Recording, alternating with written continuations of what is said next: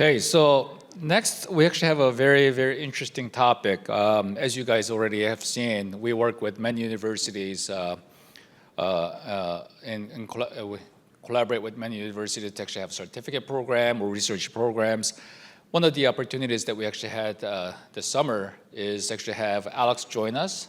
He joined us as an intern, summer intern, but he was so good he decided to stay on and help us figure some of the questions out. And as you guys all know, projects are just not just, but the means to an end, right?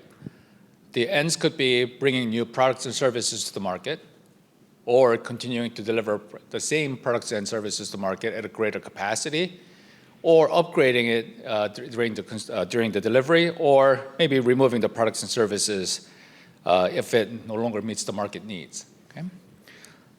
However, these actually require investment. And as we actually worked with many companies around the globe in different sectors, what we realized, each company has a different financial metric that they focus on. Not only do they actually drive what projects goes forward and doesn't go forward, but it also drives the behavior of people during the projects. And so what we wanted to do is to spend some time understanding what are all these metrics, and more importantly, what are some of the good intentioned decisions that may actually have detrimental effect on the outcome of construction projects. So Alex has joined us, as we said. Alex is a junior student at the Northeastern University. It's the Moore McKim School of Business. And he is currently serving as a financial analyst. So we're going to actually ask him to join us and share what he's actually learned and what he's found out. In addition, we're going to ask Chet Carlson, who's our lead production system analyst, who's actually been working closely with Alex, to assist in the actual presentation. Okay, Alex? Thank you, Dr. Chu. Hello, everyone. Today I'll be discussing the implications of financial modeling metrics on capital expenditures and project decision making. In this presentation, I'll be going over three key areas. First, I'll be talking about the metrics prioritized by each industry, and then I'll be talking about the optimization trade-offs between these metrics.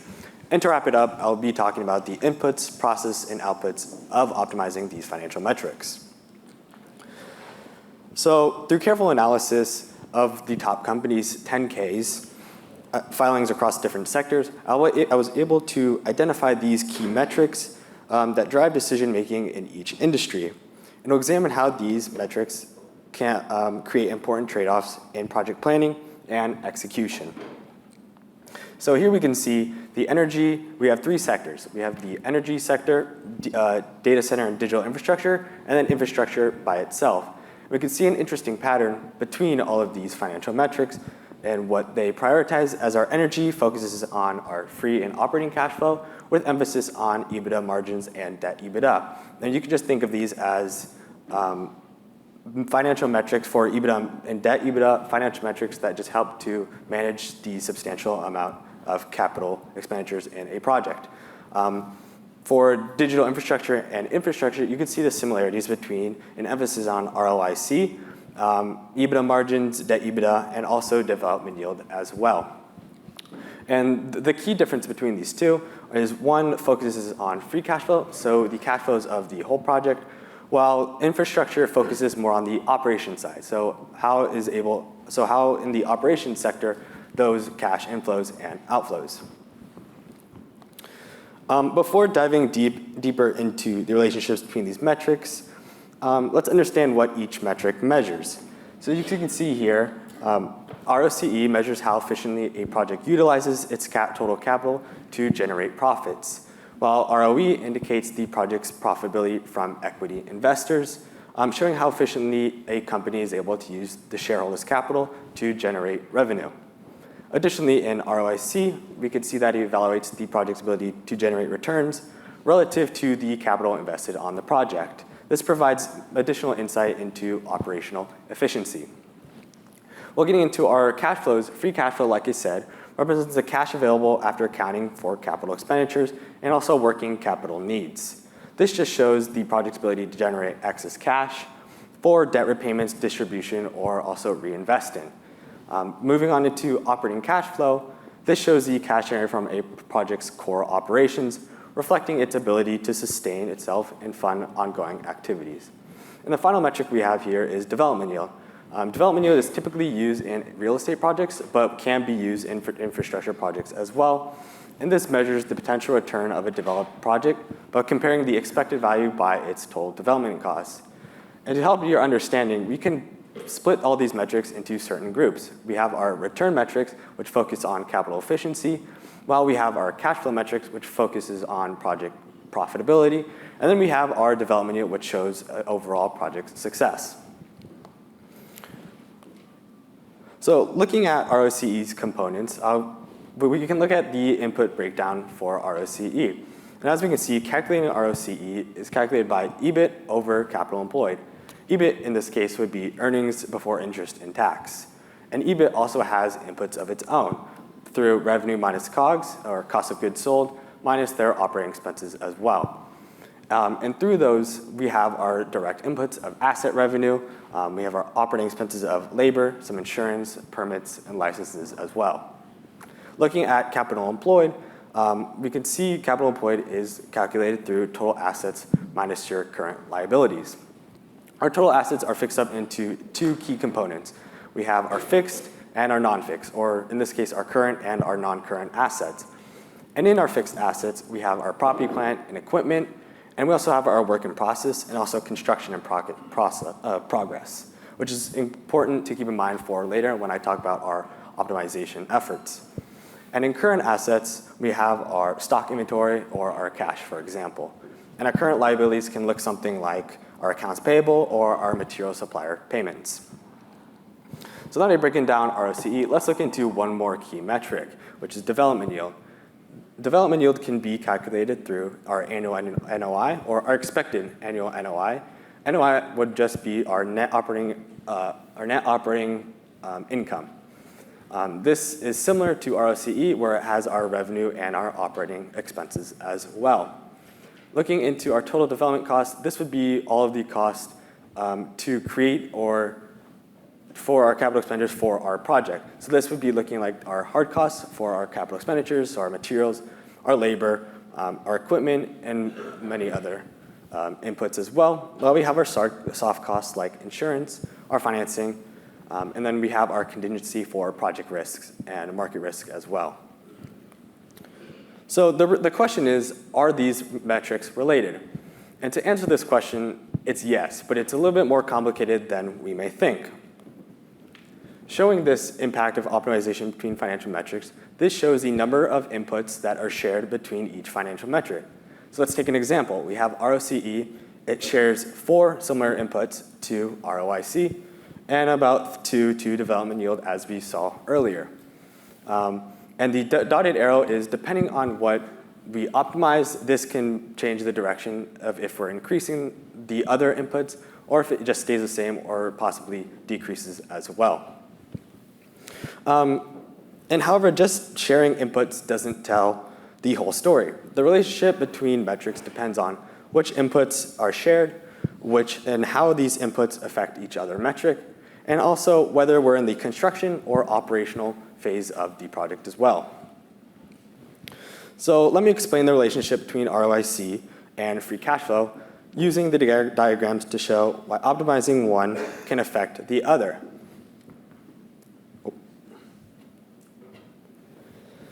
So this diagram shows us how ROIC and free cash flow are connected through our shared inputs. As we know, ROIC covers NOPAT, so net operating profit after taxes, similarly with unlevered free cash flow as well. And that's where you could see the similarities between each metric. So looking at the highlighted section in the matrix, going back here with free cash flow and ROIC, when optimizing ROIC, you can improve either the numerator or the denominator between ROIC.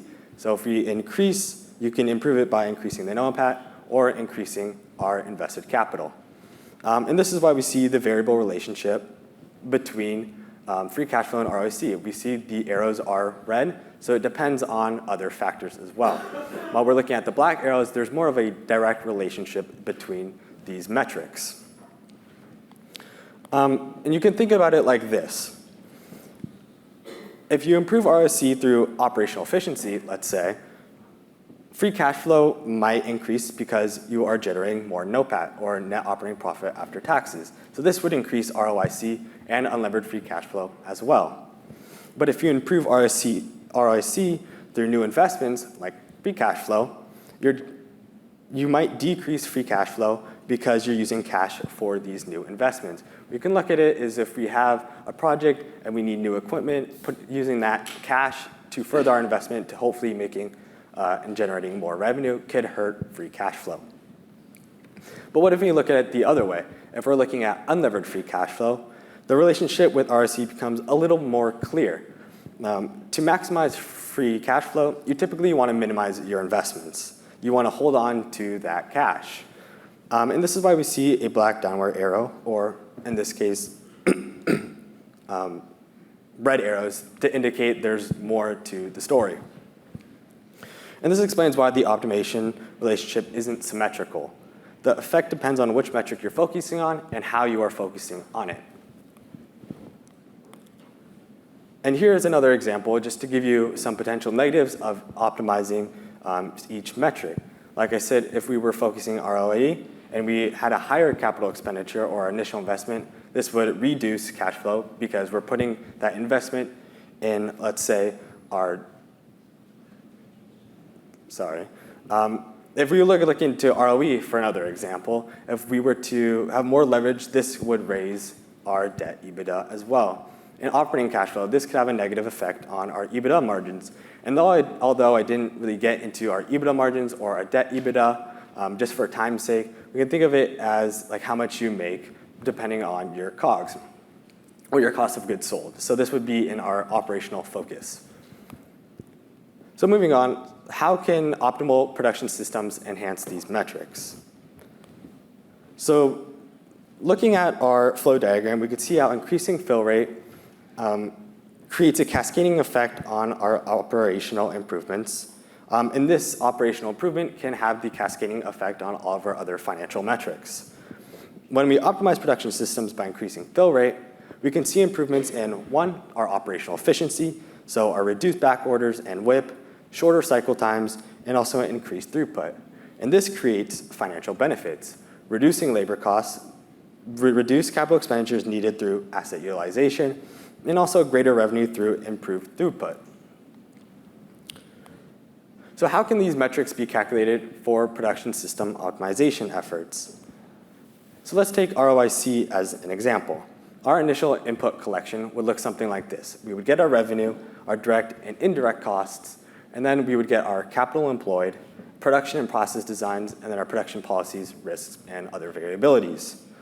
And the calculation process would look something like this as well. We would run the model to calculate our variable production, which is our output of the model, and then we would calculate our EBIT and then factor in our capital employed to calculate our ROCE. We also have ROAC, which is just the average of capital employed, because I know in some companies they like to use the averages instead of just focusing on ROCE. And if you look at the graph, we have our ROC before and our ROCE after. As you can see, we have the initial dip, so this is the operational phase, and once our operations and our profits become in, we can see the huge increase in ROCE. Let me give you another example with development yield. Our inputs are similar with our assets, our direct and indirect costs, but we can see our modeling output would be production costs. So looking at the calculation process for this, if we were to run the model to calculate variable production costs, we would then calculate our estimated annual net operating income from the project, and then we would calculate our total development costs.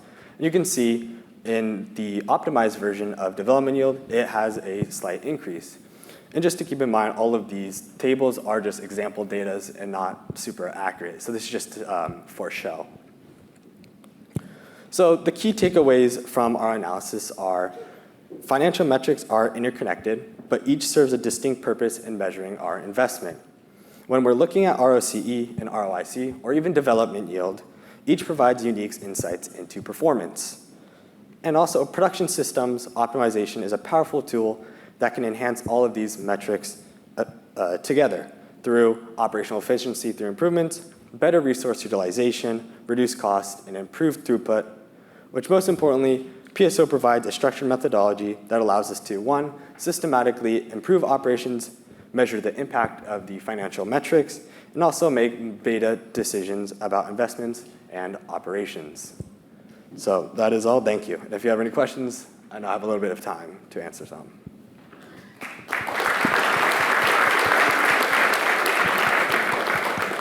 In the work you're doing to get these metrics, have you noticed that the different sectors prioritize some of the enhancements, like the improvements? Are they driven by the KPIs after, or are they just whole cart going for just improvements overall and just hoping for everything to get better? Yeah, I would say looking at it from a perspective of how their projects are, their outputs of their project, how well their project is doing. If their initial investment is, if you can lower it through like the construction phase of the project, that would be great. You can see that through the PSOs as well, like reducing our labor costs would lower our initial investment. Like looking at ROIC, for example, our invested capital would be our total, like in our initial investment, because all of these initial investments would fall under construction in progress, which is one of the key, which is actually an asset. So looking at ROIC, for example, if you're able to decrease that, then we would have an overall, once the operations start, our metrics improve as well. So I think it kind of depends, the approach, what they want to improve on. And you have to look at, the business model as well. Each sector kind of has its own challenges, and they also have their own focuses as well. So I think that's important to keep in mind, when we're looking at some of these financial metrics and what they want to improve on. We have a customer that is a hyperscale data center player, and then they use what we call developers to build and then lease these data centers. And we have another customer that serves the first customer, and they do have different metrics themselves. So one's all in on development yield because they're a private equity funded operation, where the hyperscaler is concerned about revenue by selling whatever technology services they do to their customers. So I think another of this might be is what happens when you have two different performance metrics that are kind of colliding between the two different organizations, right? And then you can probably cascade that down the value chain to maybe OEMs and contractors that don't use any of this, right? They're more EBITDA driven. Very good observation. I think it's pretty common. I know within Chevron we had multiple financial metrics. We always, maybe you guys have it sorted out now, we're always a little confused. Is it return on capital employed, discounted productivity index, return on investment, and those things can conflict with each other. Net present value, oh my goodness. You can go down a real rabbit hole with net present value. So anyway. Production system modeling can help you dial in on whatever it is you want to optimize. I think that's the bottom line, right? Yep, exactly. All right. Can I add one thing? So right before this, we actually talked about commercializing the new technologies, right? And then we actually talked about how do we actually go through the Death Valley, and then how to raise funding and so forth. Those guys are actually determining whether they should make investments or not based on those metrics that we actually just went through.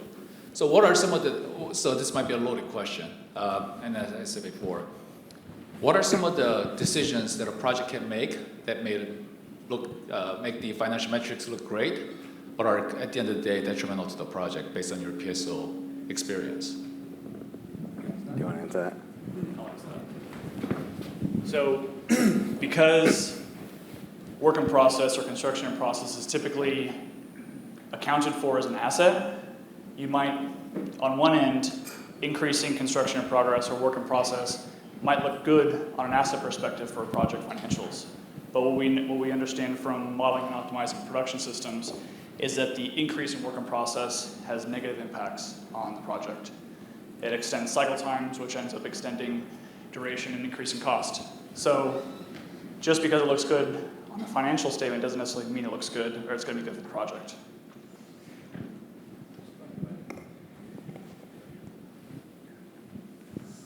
Okay, well, thank you, gentlemen. Thank you.